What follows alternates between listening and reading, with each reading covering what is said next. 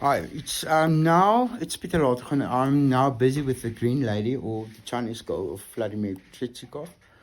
I made a few changes. It's now 4 minutes to 7 on the 12th of August 2024.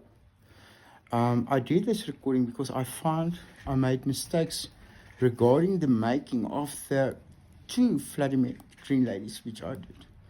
The first one I did was in 2018.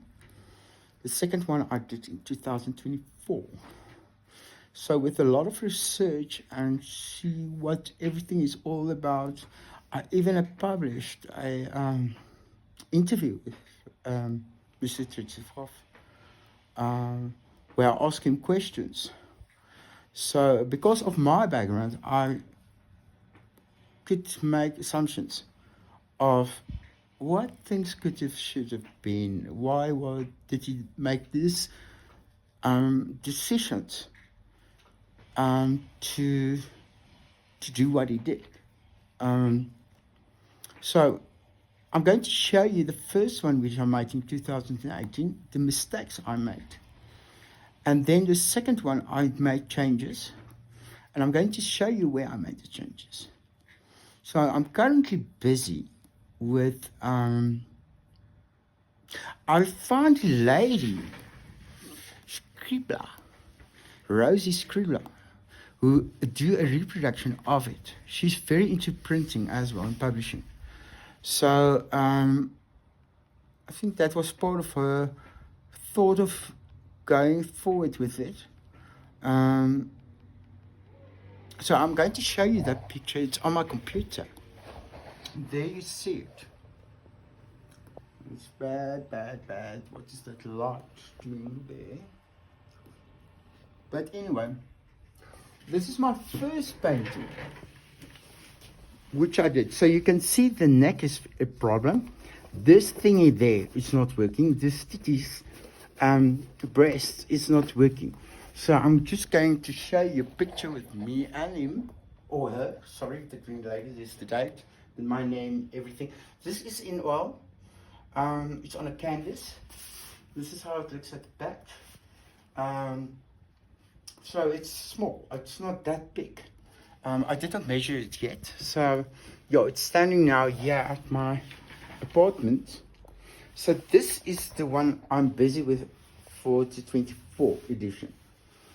It's a little bit modern. So I'm going to show you a picture of me and her. So there we are. So I tried to get an iPhone stand to make my painting while I'm drawing or paint or doing stuff, to make a video clip of that. So what changes I made was the hairline. I changed the hairline. That hairline, if you can see that hairline there, over there, make this curve. There I did not have it. This is a modern approach. You will see on, my inspiration here was fashion. Because you get this fashion drawings, which is only fast lines, which I tried to do with the brush. So I made a change in the neck, and there's the shoulder, and there's still part of the thing she wears over, and the collar. There's the collar. So the colors is not fine yet. This I made in 2018. It was during when I lived in Pretoria. When I started living in Pretoria, I had a place in Pretoria. So this I made. It's like something I got from the internet. It was very nice for me. So I repainted it. So this one is made now 24. That's actually all I want to say about this. So that's how far it's in. This one is made of acrylic. There is still coming. I'm thinking of making cubism out of a modern romantic. I will see what styles I'm going to use, because this is sketch. So this will be quite different, but I work on Kitch. That is what my brand is and is all about. Why am I interested in this Kitsch art or this movement? Was basically I felt it was funny. I enjoy the thought of creating Kitsch, or look at artists who done very well in Kitsch. And there is a market for that. Still, people like it. They like the print. So what I want to do is go and print with calendars, to put it back into the houses again. You know, calendars are always welcome. At the fridge, at the bathroom, at everywhere where people have to know what's the date, the time, a date. So I think calendars will also always be useful, because you can't always go electronic. And if you print it from the computer or from the internet, it's not the same. So if you start making a calendar and design it specifically for that specific painting.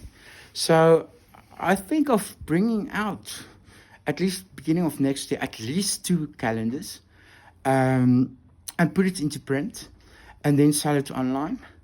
I will go to people who wants to sell it, buy it, and to resell it.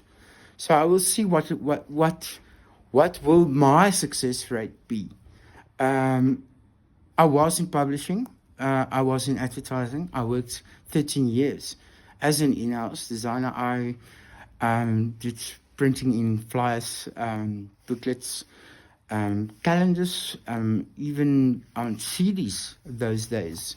It was in 2023, 24, we had CDs still.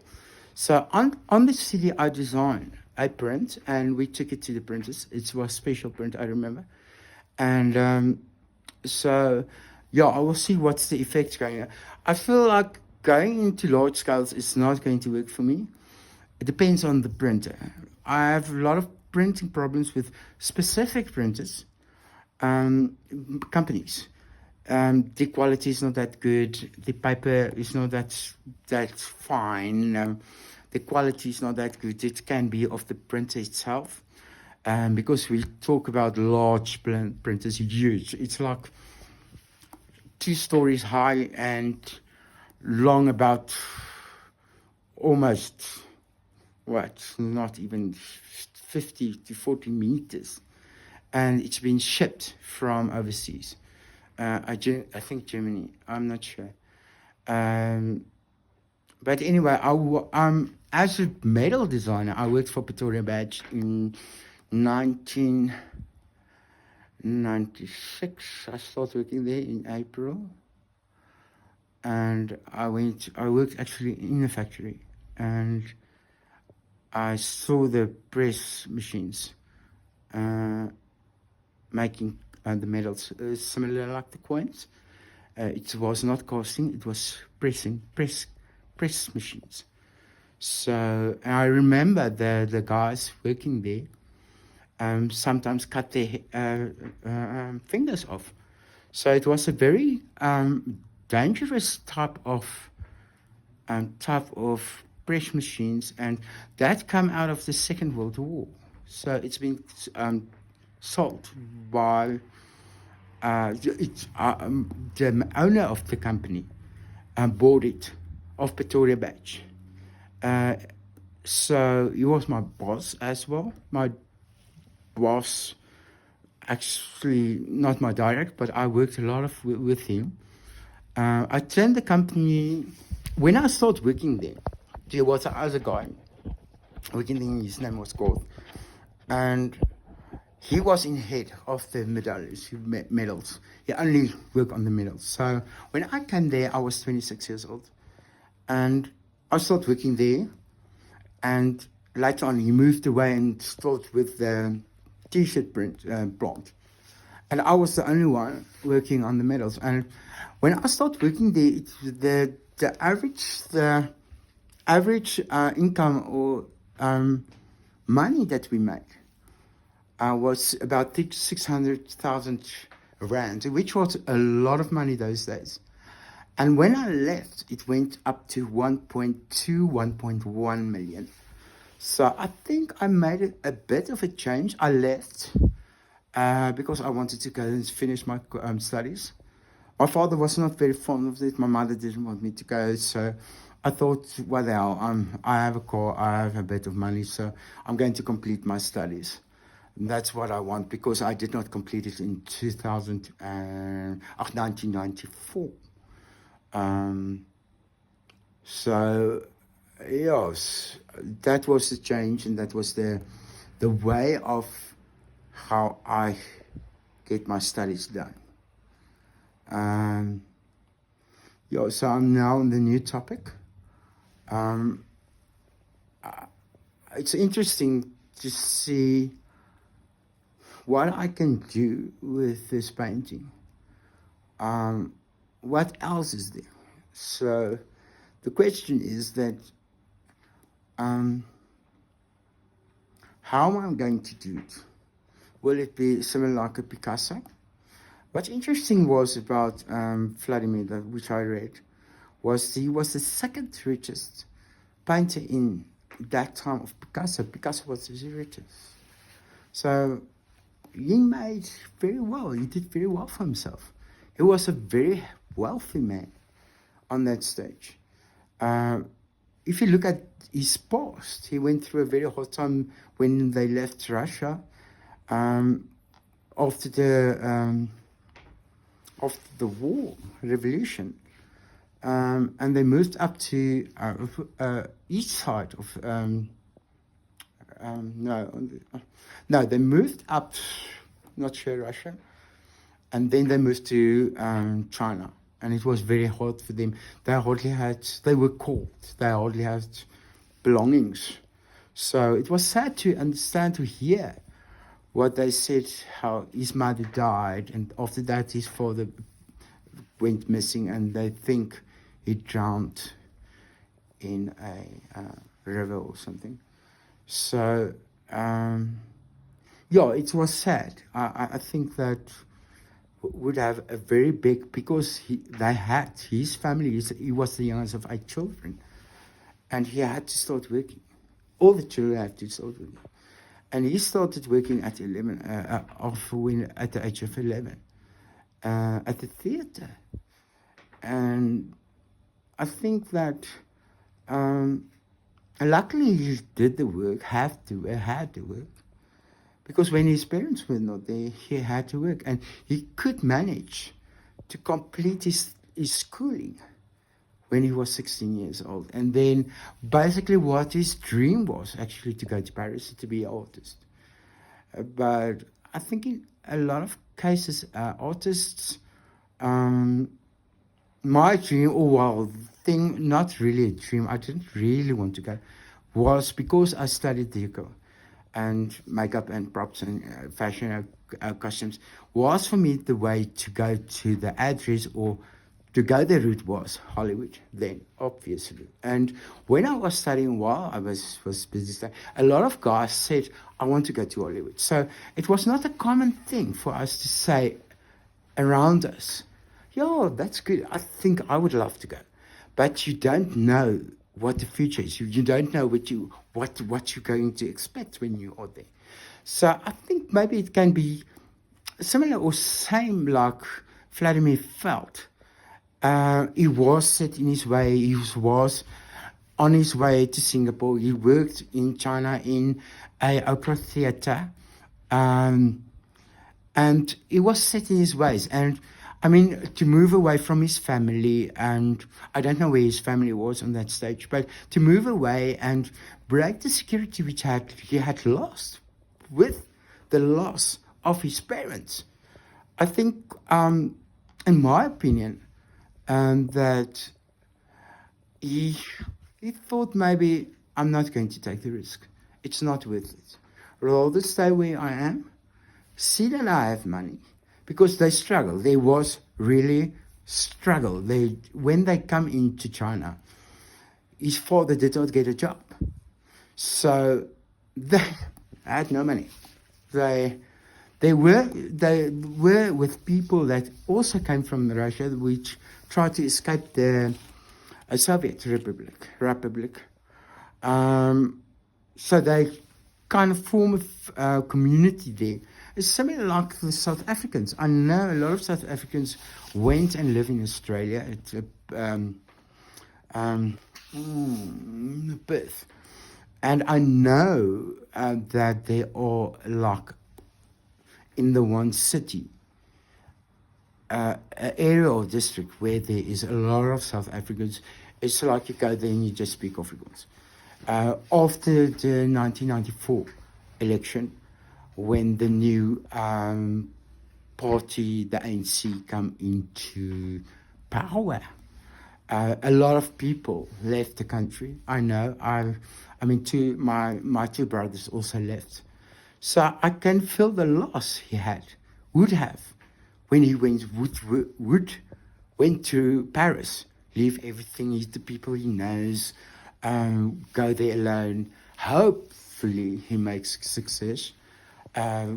Painting those days are a hard job. I mean, it was not what it was with, always it's hard with painting, with art, in any career, in any direction you go into. I mean, if you go into painting, decor, if you be a fine artist, if you go in advertising is hectic. I never actually went and worked for a real advertising company, because the stress is very high, and it's fast, and it's money. Every second can be up to millions of rands,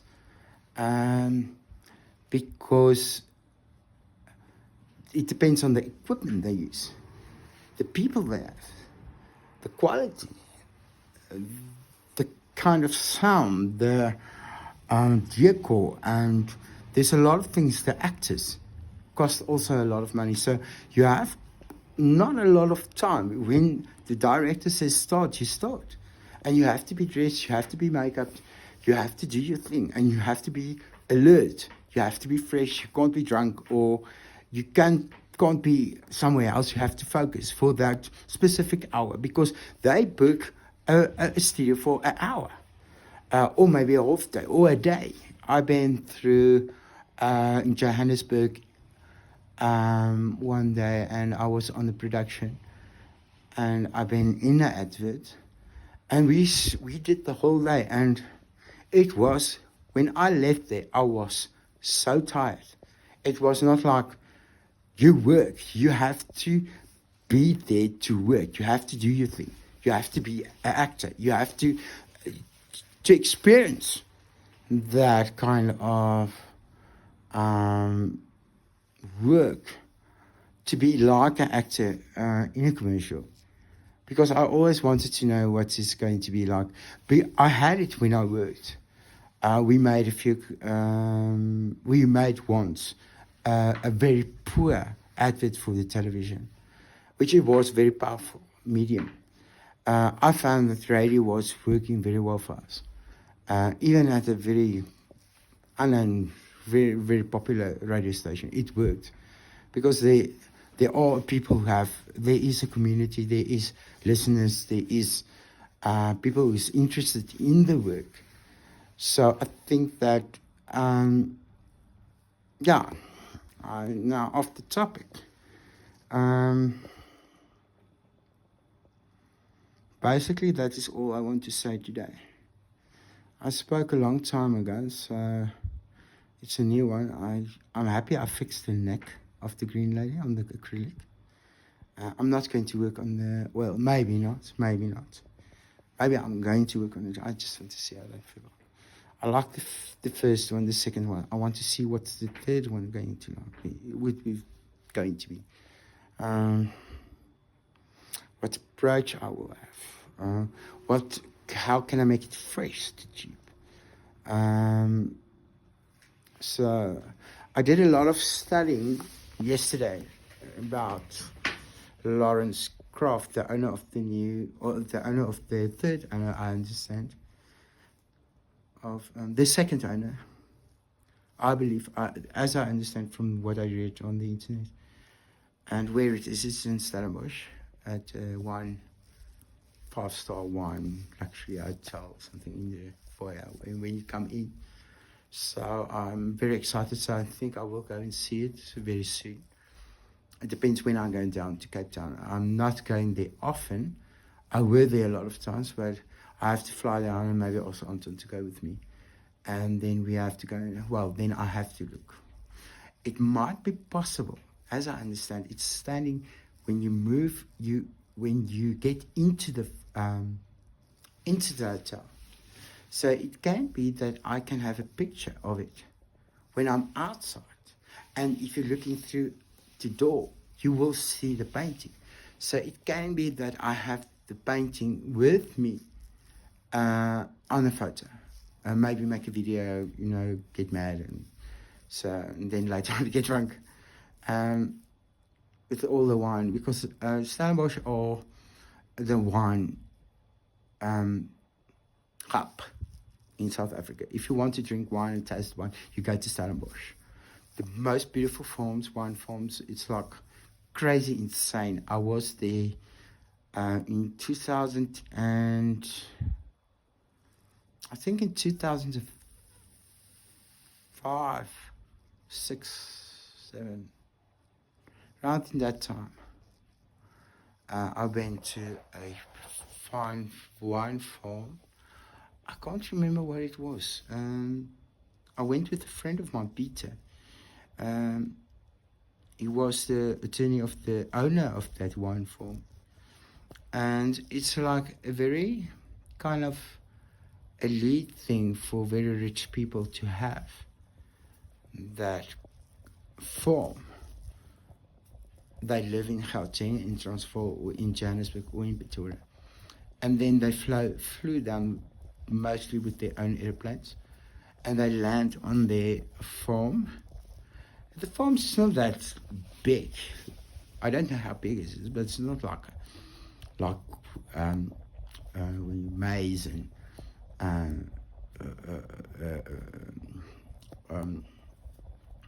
cows and all that. It's not that big. It's small. It's very neat. It's very nice. There were times when the farmers got a lot of problems on their farms. The people come and damage the plants, well, the fruit trees and the grape trees. And I remember there was a big thing, especially in Stellenbosch. I remember it was about, I think, like 15 years back. But anyway, I read it on the news, on the internet. So I'm quite excited. I can't remember what the name is. Prof something. It's beautiful. You can see, and there's a lot of art there. New art, sculptures. A big, large sculpture that he bought, which has to be a lot of money with. This African art. And now I read something interesting, is because the lady who posed for the Chinese lady was not white. And that was a problem during apartheid, because those days was still in apartheid. What interested was that Vladimir parents left the country with their 8 children to be not part of the Soviet Union. And he came here during apartheid, and then the ANC government took over, which was socialist. The ANC were trained in Russia to become fighters against, in apartheid. There's a lot of politics around it, but because of his background, I made a lot of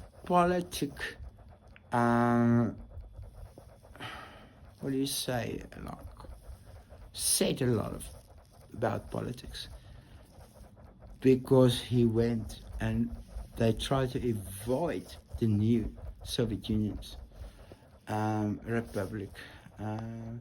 And when he came here, It was apartheid. And then it went over to ANC. So it changed. So he's back where he were when he was a child, but very wealthy.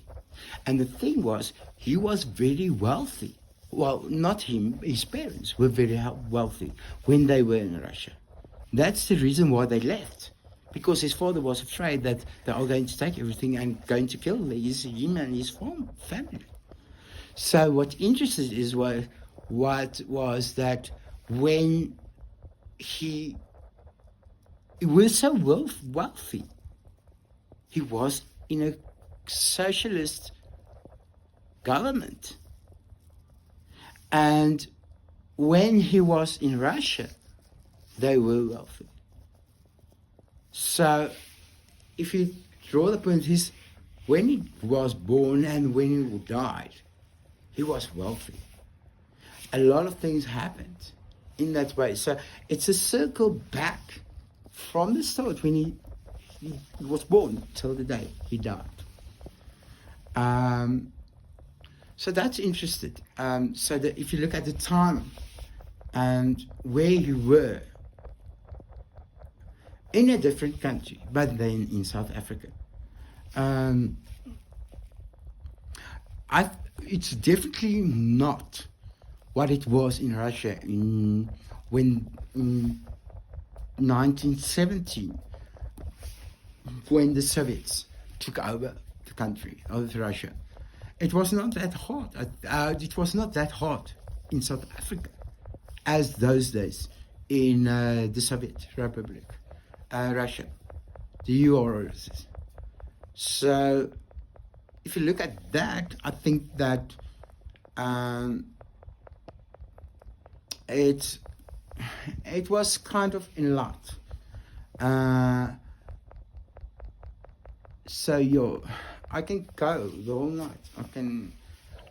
I feel I can do the interview thing. I do it under Pieter Lategan Productions, because I want to have this chat shows with famous artists and make my own conclusions and work on facts. Where and what was the politics, what was the environment, why did he make these decisions while he was working?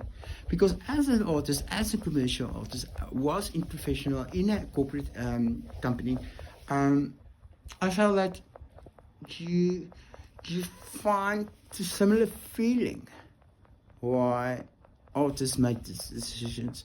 It doesn't depend.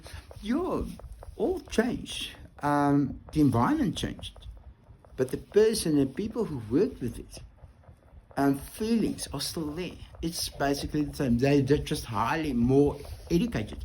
They work today on computers. Those days when Vladimir worked in an advertising company, there was no computers, there was no software programs like we had today, like Photoshop, Corel. So I think it was very new for the old generation to experience or see what's happening with the advert environment industry on that stage when the computers come in. Like the first ones was the Apple, and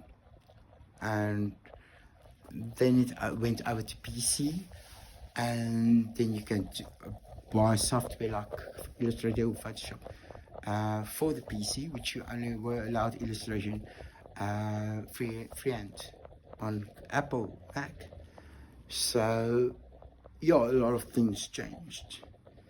I've been introduced by private school of visual arts college in 1919, 2000, and when was the Twin Towers? It was 2021, if I can remember. And those days I went for the first time to a college to learn and understand the corporate identity, or communication design they called it. And there I learned to illustrate freehand and how to draw on freehand. And that was a big course. It cost me a lot of money because it was a private company, a private school, college. I was on that stage 31 years old. And I feel I need more education. I need to know more about how to do my work. Not that I really understand what I'm doing, and not really that I need it, because I had enough to do.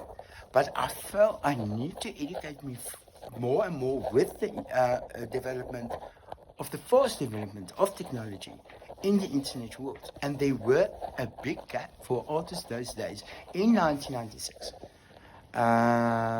to become a web designer, because there were a big demand for websites, because in 1996 internet became available for everyone, and that was huge. It changed everything. Communication changed. You got emails only. You don't have to post anymore. Letters are totally out. You don't write letters anymore. You just mail people. Contracts, easy, done, finished, signed. You scan, send. Nowadays, it's legal. They can take you to court if you say something on an email. It's proved that it's been said. So you have to, I start understanding too, you have to lock your computer so that nobody can easily approach or have access to your computer and to write any things that can harm people, or, and then of course you to damage your work. And like social media will come in, it was brand new for everybody. I remember when Facebook came in, Twitter, TikTok, Instagram, and everything changed. Everything was different. You know, some focus on that, some focus on video, some focus on content, some of them just mostly focus on images. Facebook came in with video clips, and so it was a very interesting time. And then we were also introduced, I think it was in 1992, 1993, 1994, with cell phones. So that was I worked on landlines, and it changed everything. Communication, it's like you got text.